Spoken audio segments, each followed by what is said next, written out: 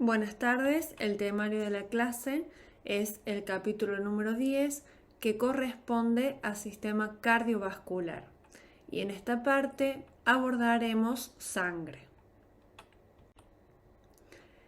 El temario es sangre, funciones, componentes de la sangre, elementos formes, plasma, hemostasia y tipos de sangre.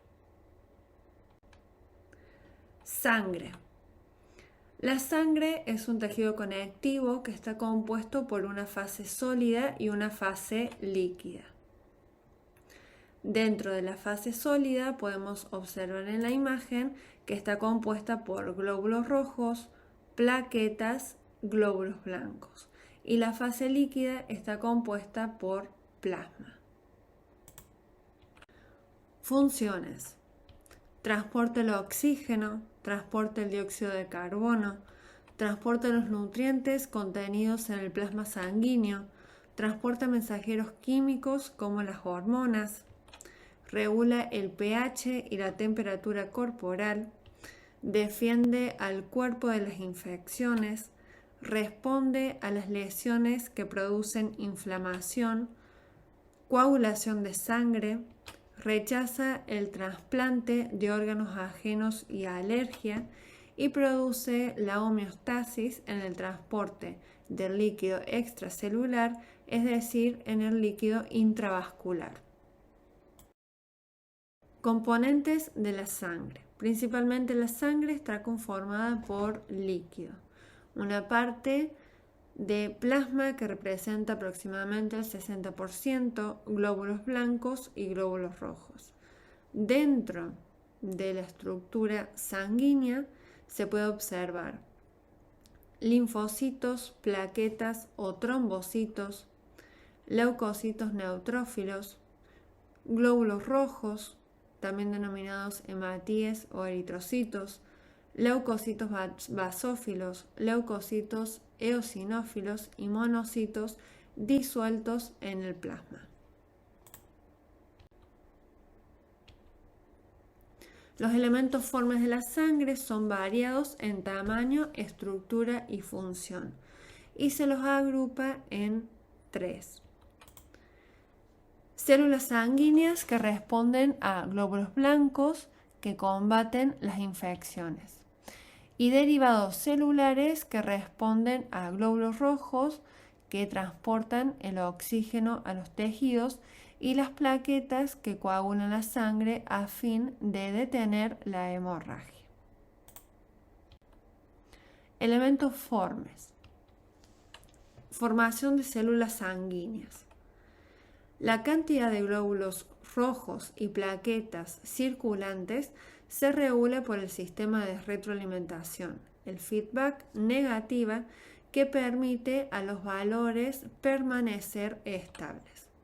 La abundancia de los diferentes tipos de glóbulos blancos varía en respuesta a la exposición a patógenos invasores y a otros antígenos exógenos.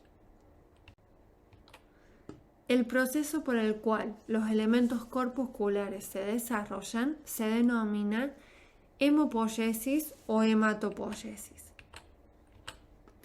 La hematopoiesis es un proceso de formación, desarrollo y maduración de los elementos formes que componen la sangre, entre ellos glóbulos rojos o eritrocitos, glóbulos blancos o leucocitos y las plaquetas.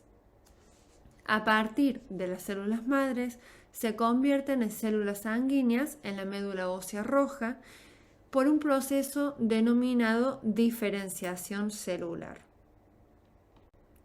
Médula ósea roja. Está presente en los huesos de la cintura escapular y pélvica, en las epífisis proximales del húmero y del fémur. Las células madres de la médula ósea roja se reproducen, proliferan y se diferencian en células que darán origen a dos tipos de células sanguíneas: mieloides, que se desarrollan en la médula ósea roja y dan origen a los glóbulos rojos, plaquetas y glóbulos blancos. Y linfoides que empiezan su desarrollo en la médula ósea roja y lo completan en los tejidos linfáticos que dan origen a los linfocitos. Células madres sanguíneas. Se clasifican en células madres mieloides, que dan origen a los glóbulos rojos, glóbulos blancos y los mieloblastos. A su vez, los mieloblastos se dividen en granulocitos, dando origen a los eosinófilos, neutrófilos y basófilos. Las células madres linfoides se dividen en linfoblastos y a su vez dan origen a los linfocitos blancos, linfocitos T y los linfocitos citolíticos naturales. Tanto los linfoblastos como los mieloblastos corresponden a los glóbulos blancos. Hematopoiesis. Durante la hematopoiesis, algunas de las células mieloides se diferencian en células progenitoras. Otras células mieloides y las células linfoides desarrollan directamente células precursoras. Células progenitoras corresponden a eritrocitos, megacariocitos, granulocitos y monocitos. Y las células precursoras responden a los monoblastos, es decir, a los monocitos. Varias hormonas, llamadas factores de crecimiento hemopoyético, regulan la diferenciación y proliferación de determinadas células progenitoras, como por ejemplo la eritroproyetina y la tromboproyetina. La eritroproyetina aumenta el número de precursores de glóbulos rojos. Es un proceso que corresponde a la generación de eritrocitos, glóbulos rojos, y que tiene una duración de 5 a 7 días. La célula madre se la denomina hemocitoblasto.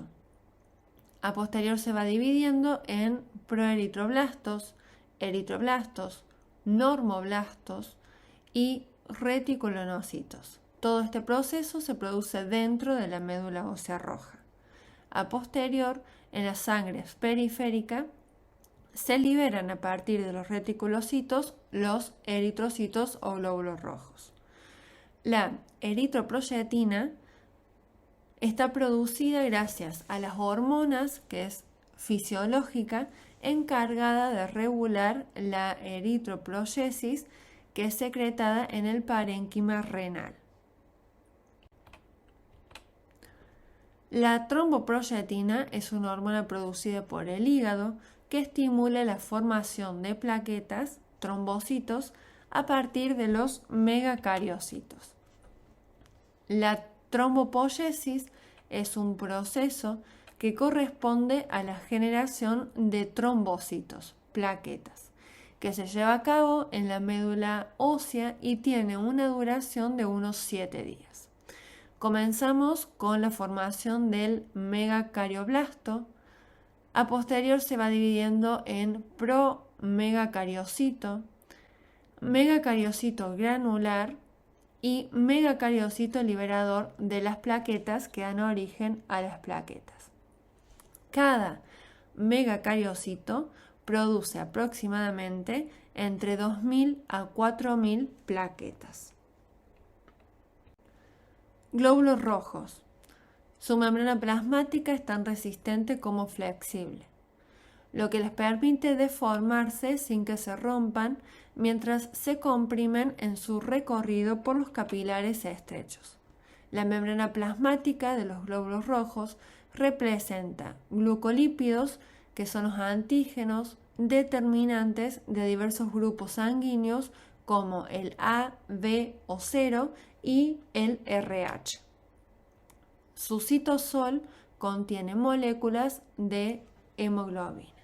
En esta imagen podemos observar el glóbulo rojo, que tiene aproximadamente de diámetro 7,5 micrómetros y en una vista lateral en su ancho una aproximación de 2 micrómetros. Glóbulos rojos está altamente especializado por su función. Los glóbulos rojos contienen moléculas de hemoglobina, contiene hierro, lo que permite combinarse con una molécula de oxígeno, permitiendo que cada molécula de hemoglobina se una con 4 moléculas de oxígeno. La hemoglobina libera el oxígeno, el cual difunde primero el líquido intersticial y luego hacia las células. Mientras la sangre fluye a través de los pulmones, el dióxido de carbono es liberado de la hemoglobina y después es exhalado. En esta imagen podemos observar glóbulo rojo, la absorción del oxígeno a partir de los pulmones. A posterior, el oxígeno es fusionado con la molécula de hemoglobina y el oxígeno es liberado a las células de todos los tejidos. Ciclo vital del glóbulo rojo. Tiene una aproximación de circulación durante 120 días. Comienza a partir de la muerte de las células rojas, de la sangre y de los fagocitos. Esto se va a producir por los macrófagos dentro del vaso, el hígado o de la médula ósea roja. Libera la globina que degrada a partir de los aminoácidos y son reutilizados en la síntesis de proteína. El grupo hemo se elimina a partir del hierro como transferina, es liberado a partir del hígado como ferritina.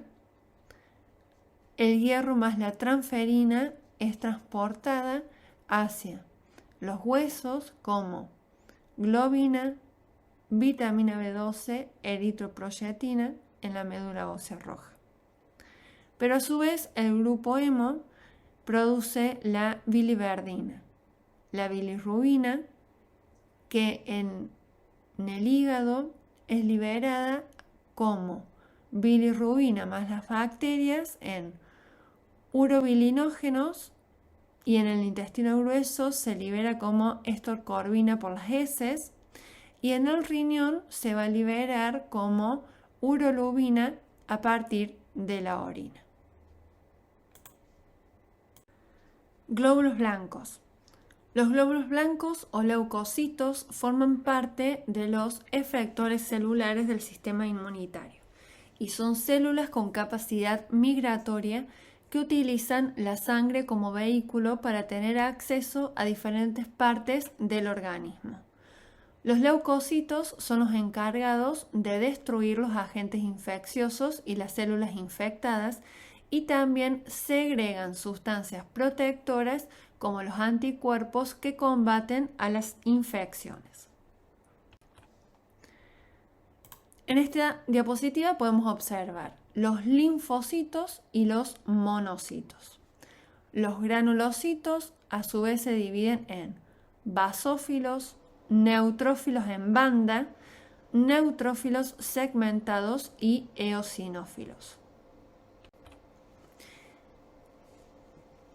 Los granulocitos o células polimorfonucleares son los neutrófilos que se encargan de fagocitar sustancias extrañas, como bacterias, agentes externos, etc., que entran al organismo. En situaciones de infección o inflamación, su número aumenta en la sangre. Los basófilos segregan sustancias como la heparina, de propiedades anticoagulantes, y la histamina, que contribuye con el proceso de la inflamación. Los eosinófilos aumentan en enfermedades producidas por parásitos, en alergias y en el asma. Los agranulocitos o células monomorfonucleares están conformadas por los monocitos, que aumentan por infecciones originadas por virus o parásitos y también algunos tumores o leucemias. Los linfocitos aumentan en infecciones virales, como así también en enfermedades neoplásicas, como en el cáncer, y pueden disminuir en inmunodeficiencias. Estos se clasifican en linfocitos B, que son los encargados de la inmunidad humoral mediante la secreción de anticuerpos, y los linfocitos T, que lo que hacen es reconocer a las células infectadas por los virus y los destruyen con ayuda de los macrófagos. Plaquetas. Las plaquetas se producen a partir de las células madres hematopoyéticas mieloides, a partir de las colonias de megacardioblastos, megacariocitos, produciendo las plaquetas. Formación del coágulo sanguíneo. Las plaquetas sirven para taponar las lesiones que pudieran afectar a los vasos sanguíneos en el proceso de coagulación, hemostasia. Las plaquetas contribuyen a la formación de los coágulos, a los trombos, así son las responsables del cierre de las heridas vasculares. El fibrinógeno se transforma en hilos pegajosos con las plaquetas que forman una red para atrapar los glóbulos rojos que se coagulan y forman una costra para evitar la hemorragia. Plasma sanguíneo. El plasma sanguíneo es la porción líquida de la sangre en la que están inmersos los elementos formes. Su función es transportar las células de la sangre, llevar los alimentos y las sustancias de desechos recogidas de las células. El plasma está conformado por aproximadamente entre 60 y 55% del componente total de la sangre, del tejido líquido, y está compuesto por el agua, que su función es un solvente para transportar sustancias, por sales, que permiten el balance osmótico, regulan el pH a través del sodio, del potasio, del calcio, del magnesio, del cloro, y la permeabilidad de la membrana. Y está conformada por proteínas plasmáticas que permiten el balance osmótico, las albúminas, la coagulación, los fibrinógenos y las defensas a partir de las inmunoglobulinas. En el plasma se encuentran presentes los fibrinógenos para la coagulación, las globulinas que regulan el contenido del agua en las células, forman anticuerpos contra enfermedades infecciosas. Las albúminas que ejercen presión osmótica para contribuir al agua entre el plasma y los líquidos del cuerpo. Las lipoproteínas que amortiguan los cambios de pH de la sangre y de las células y hacen que la sangre sea más viscosa que el agua. Y los componentes del plasma se conforman en el hígado. Un 54% de albúmina, un 38% de globulina y un 7% de fibrógenos, los cuales están sintetizados por los hepatocitos, las glándulas endocrinas y otros en el intestino. Hemostasia. Cuando los vasos sanguíneos se dañan, se presenta un espasmo vascular, formación de plaquetas y la coagulación de la sangre. Entonces, en las imágenes podemos ver el vaso lesionado, una vasoconstricción en los vasos sanguíneos, el taponamiento plaquetario y el coágulo de fibrina. Cuando se produce una lesión en los vasos sanguíneos, los mecanismos hemostáticos que se accionan son el espasmo vascular, que es la contracción del músculo liso vascular, lo que ocasiona la disminución del diámetro del vaso, es decir, la vasoconstricción. Se reduce la pérdida de sangre durante varios minutos y hasta varias horas y se producen los mecanismos hemostáticos. En segundo lugar, se produce la formación del tapón. Las plaquetas se almacenan una cantidad de sustancias químicas asombrosas para su pequeño tamaño. Sus vesículas contienen factores de coagulación, adenosín trifosfato, adenosín difosfato, calcio y serotonina. Formación del tapón plaquetario. Se produce primero la adhesión plaquetaria. Las plaquetas se contactan y adhieren a paredes lesionadas de los vasos sanguíneos, como las fibras colágenas del tejido conectivo subyacente. En segundo lugar, se produce la reacción de liberación plaquetaria. Gracias a la adhesión, las plaquetas se activan y sus características cambian drásticamente. Extienden muchas proyecciones que les permiten contactarse e interactuar entre ellas y comienzan a liberar contenidos de sus vesículas. El ADP y el troboxano A2 son liberados para cumplir un papel importante en la activación de las plaquetas cercanas. Y la serotonina y el tromboxano A funcionan como vasoconstrictores que producen y mantienen la contracción del músculo liso vascular, con lo que disminuye el flujo sanguíneo en el vaso lesionado. En tercer lugar, se produce la agregación plaquetaria.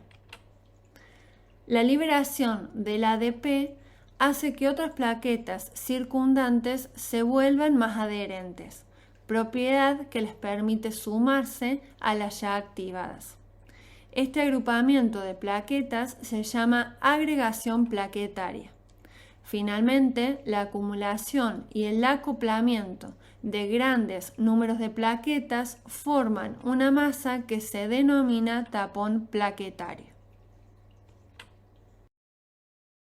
Coagulación sanguínea. Cuando hay un vaso lesionado, se produce, como mencionábamos anteriormente, la vasoconstricción, el agregado plaquetario y la coagulación. La coagulación está favorecida gracias al fibrinógeno, que se produce a partir de una vía extrínseca y una vía intrínseca. La vía extrínseca se produce a partir del factor 7 que conforma el factor 10. Y la vía intrínseca es producida por el factor 12, factor 11, factor 9, factor 8 que conforman el factor 10. La protrombina más el factor 10 conforman la trombina activa, que es la vía final común. Entre la trombina y el fibrinógeno conforman la fibrina, que en conjunto con el factor 13 forman la fibrina estable y a partir de él el coágulo sanguíneo. Tipos de sangre. Grupo A tiene antígenos A en los glóbulos rojos. El grupo B tiene antígenos B en los glóbulos rojos y anticuerpos anti-A en el plasma. El grupo AB contiene antígenos A y B en los glóbulos rojos y sin anticuerpos anti-A ni anti-B en el plasma.